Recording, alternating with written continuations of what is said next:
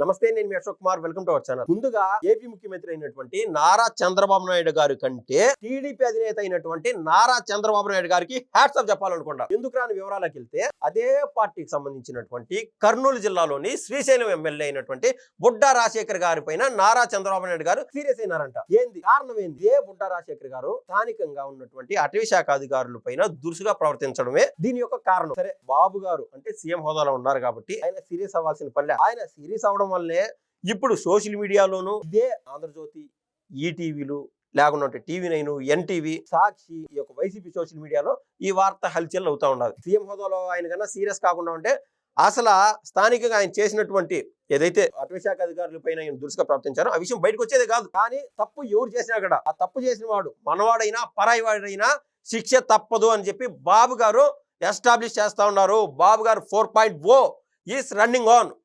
ఇదే క్రమంలో నేను ఒక మాట ఇది చెప్తున్నా. అనంతపురంకి సంబంధించినటువంటి మరో ఎమ్మెల్యే దగ్గుబాటి వెంకటేశ్వరరావు గారు కూడా జూనియర్ ఎన్టీఆర్ పైన అనుచిత వ్యాఖ్యలు చేశారని చెప్పి ఇదే సోషల్ మీడియాలో హల్చల్ అవుతా ఉంది. ఈ క్రమంలో కూడా బాబు గారు చెప్పలేనంత సీరియస్ అయినారు. మీకెందుకయ్యా హీరోలతోనూ లేకుండా అనవసరమైన ప్రచార ఆర్భాటాలు మీకెందుకు? మీరు సక్రమంగా మీ పనులు మీరు చేసుకోండి, మీకు వచ్చేటువంటి ఫండ్ ప్రజలకు వాడండి.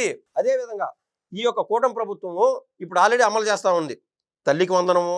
అదేవిధంగా ఈ మధ్య కిసాన్కు సంబంధించినటువంటి అన్నదాత సుఖీభావ కింద 7,000 రూపాయలు డబ్బులు వేశారు. సంవత్సరానికి 3 గ్యాస్ సిలిండర్లు ఇస్తూ ఉన్నారు.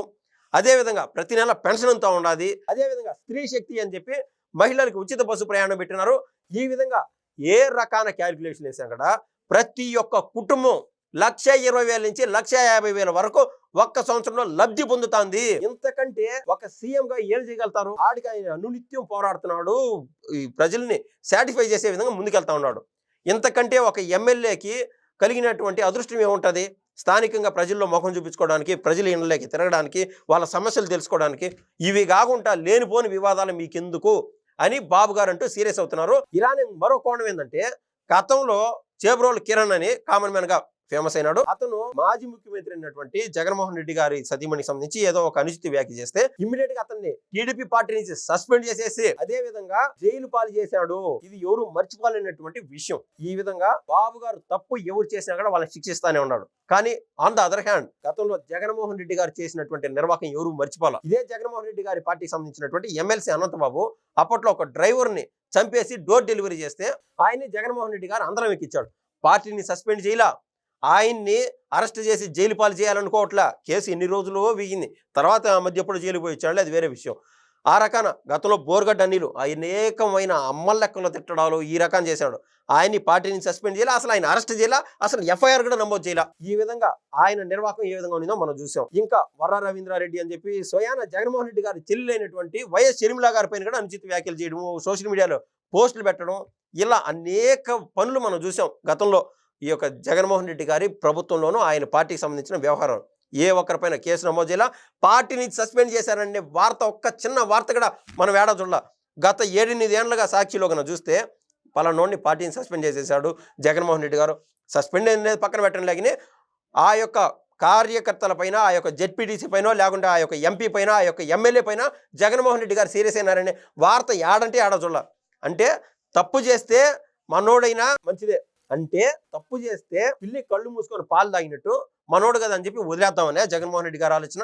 లేకుండా ఉంటే నేను ఆల్రెడీ 3,400 కోట్లు 3,600 కోట్ల పైన మద్య స్కామ్లో డబ్బులు తినేస్తున్నాను, అదేవిధంగా ఇసు స్కామ్ అనేది ఇంకా బయటికి రాలేదు, రకరకాల వాటిలో నేను డబ్బులు తినేసినాను, నేను ఈ మాదిరి తిన్నప్పుడు స్థానికంగా ఎమ్మెల్యేలు తప్పులు చేయడము, లేకుండా ఉంటే వాళ్ళని వీళ్ళని గిల్లడము, లేకుండా ఉంటే అమ్మలక్కలు తిట్టడము, లేకుండా ఉంటే కబ్జాలు చేయడం, ఇవన్నీ సహజమే కదా అని చెప్పి జగన్మోహన్ రెడ్డి గారు ఉదాసీనతగా ఉన్నాడు అనేది వాస్తవం, అందరికీ తెలిసినటువంటి విషయం.